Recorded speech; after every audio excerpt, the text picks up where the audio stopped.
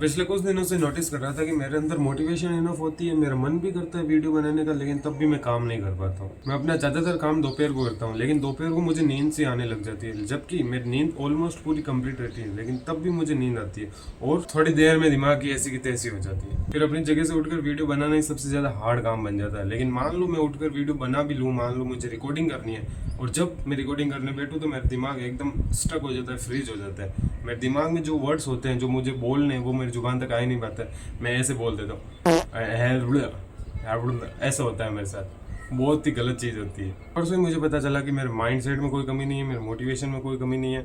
मेरा मन करता है वीडियो बनाने का, लेकिन मैं क्यों नहीं बना पाता हूँ। मैं अनजाने में ऐसी दो गलतियाँ कर रहा था जो मुझे काम करने के लिए रोक रही थी, मुझे काम करने के लिए बहुत ज़्यादा मुश्किल पैदा कर रही थी। और जब से मैंने इन दो चीज़ों को ठीक करा है, मेरा काम करने की एफिशिएंसी, मेरे काम करने की प्रोडक्टिविटी दोनों बहुत ही ऊपर चली गई है। और आई एम डैम श्योर तुम भी उनमें से कोई ना कोई गलती कर रहे होगे।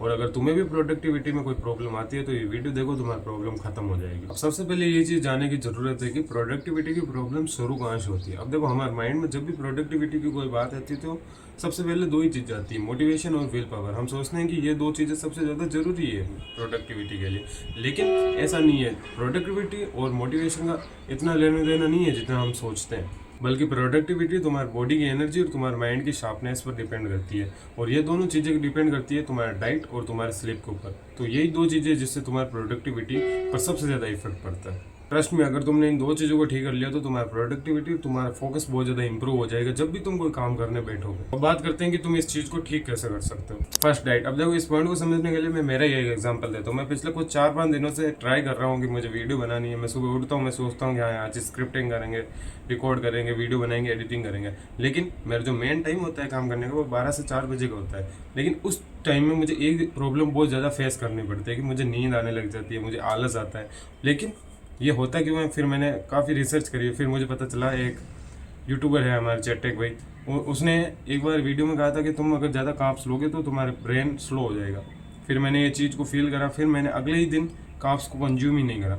मैंने बस काम करने से पहले थोड़ा सा दही खाया था और मैंने कार्ब्स को कंज्यूम ही नहीं करा, वरना मैं रोटी भी खाता था, सब्जी भी खाता था। लेकिन इस बार मैंने वो चीज़ नहीं करी और देखो क्या हुआ। मैंने उस दिन एक वीडियो भी रिकॉर्ड कर ली, स्क्रिप्टिंग भी कर ली, एडिटिंग भी कर ली एक साथ। ये सारी चीज़ें मैंने कर ली। तो इतना फ़र्क पड़ता है डाइट का। जब तुम काम करने से पहले या फिर कोई काम करने से पहले बहुत ज़्यादा कार्ब्स कंज्यूम करते हो, बहुत ज़्यादा डाइट में ऐसा हैवी कार्ब्स वाली डाइट लेते हो, तो तुम्हारा ब्रेन स्लो हो जाता है, तुम्हारा ब्रेन ज़्यादा डाइजेशन पर ध्यान देता है, तुम्हारा इंसुलिन स्पाइक होता है, जिसके कारण तुम काम नहीं कर पाते, नींद आती है, आलस आता है। मान लो तुम्हें काम करने से पहले डाइट लेनी होती है तो कोशिश करो जितना हो सकता है प्रोटीन को हाई रखो और कार्ब्स को कम रखो।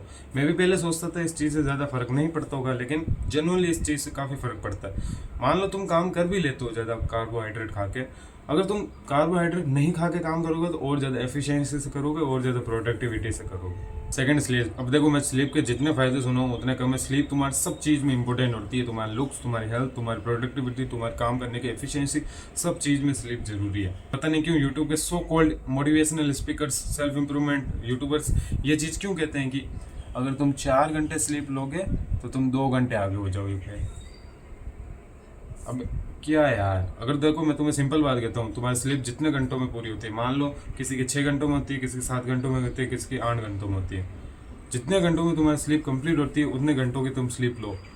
अगर तुम अपनी पूरी स्लीप नहीं करोगे कंप्लीट, तुम्हारे लुक्स, तुम्हारे हेल्थ, तुम्हारी सब चीज़ें बर्बाद हो जाएगी। लाइक लिटरली ब्रो, पता नहीं क्यों लोगों का माइंड वॉश करा जा रहा है। तुम अभी जाके यूट्यूब पर सर्च करोगे ना ये मोटिवेशनल वीडियो, फिर कुछ भी ऐसी टाइप की वीडियो सर्च करोगे, उस वीडियो को जब तुम देखोगे उसमें बंदा एक चीज़ जरूर कहेगा कि अपनी स्लीप को कम कर लो, तुम अपने पिछले सारे लोगों से आगे निकल जाओ।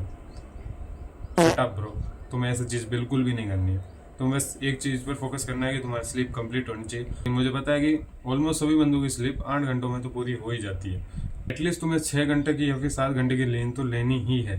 आज भी याद है, जब मैं 11th क्लास में था 2 साल पहले, तब मैं अपनी स्लीप पर बिल्कुल भी फोकस नहीं करता था, बिल्कुल भी नहीं। मुझे पता है मेरे लुक्स, मेरी हेल्थ, सारी चीज़ें बेकार हुई थी उस समय। तो तुम इन दो कामों को भी अच्छे से कर लोगे, अपनी डाइट को सुधार लोगे, अपनी स्लीप को सुधार लोगे, तो आई एम डैम श्योर तुम अपने काम को आराम से कर पाओगे। तुम्हारे अंदर प्रोडक्टिविटी, एफिशिएंसी, सब चीज़ें बढ़ जाएगी। बस याद रखना, फालतू की वीडियो मत देखना। यूट्यूबर जो प्रोपेगेंडा चलाते हैं, ब्रेन वॉश करते हैं, वैसी चीज़ों को मत देखना। अपने थोड़ा ब्रेन का यूज़ लो। अच्छे यूट्यूबर और बेकार यूट्यूबर में अंतर ढूंढना स्टार्ट कर दो। बाकी मैं मिलता हूँ तुम्हें ऐसी अगली वीडियो में। Stay fit, stay healthy and be champion.